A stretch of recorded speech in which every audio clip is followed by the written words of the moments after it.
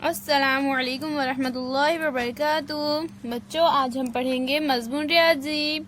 आज हम बच्चों सबक नंबर 2 अददों का इल्म इस सबक की मश्क करेंगे। तो हमारा पहला सवाल है बच्चों, मंदरज झैल अददों की तौसी सूरत लिखिए।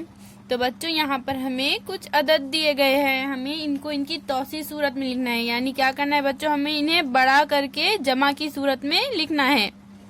जैसे कि बच्चों यहाँ पर हमारा पहला अदद है 7545।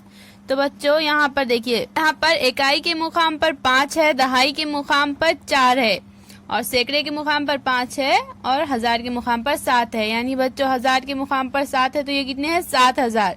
सैकड़े के मुकाम पर 5 है तो ये कितने हैं 500। दहाई के मुकाम पर 4 है तो ये है 40, और इकाई के मुकाम पर 5 है तो ये है 5। तो हम इसको बच्चों जमा की सूरत में किस तरह लिखेंगे, पहले हजार के मुकाम पर देखेंगे हम क्या है 7, तो यहाँ पर हम लिख देंगे 7000 जी, यहाँ लिखेंगे जमा।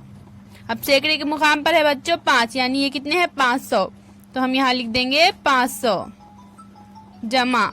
यहाँ पर दहाई के मुकाम पर है 4, यानी ये कितने हैं 40, तो यहाँ हम लिख देंगे 40 जमा। यहाँ इकाई के मुकाम पर है 5, तो यहाँ लिख देंगे 5।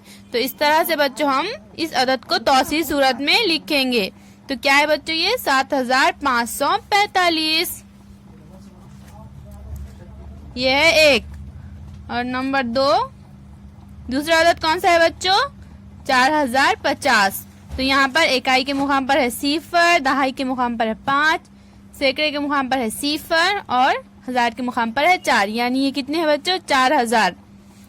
सैकड़े के मुकाम पर है 0, दहाई के मुकाम पर है 5, यानी ये कितने हैं 50, और इकाई के मुकाम पर है 0, तो ये 0। सबसे पहले बच्चों हम हजार के मुकाम का अदद लिखेंगे, तो कितने हैं बच्चों ये 4, यानी ये कितने हैं 4000, तो यहाँ हम लिख देंगे 4000 जमा। सैकड़े के मुकाम पर क्या है बच्चों 0, तो यहाँ हम लिख देंगे 0 जमा। दहाई के मुकाम पर कितने हैं 5, यानी ये है 50, तो यहाँ हम लिख देंगे 50 जमा। इकाई के मुकाम पर है 0, तो यहाँ हम लिख देंगे 0। अब हमारा तीसरा अदद है बच्चों 65100। तो हम इसको किस तरह से लिखेंगे बच्चों तौसी सूरत में, सबसे पहले हम लिख देंगे 60000 जमा 5000 जमा 100 जमा 0 जमा 0। अब हमारा चौथा अदद है बच्चों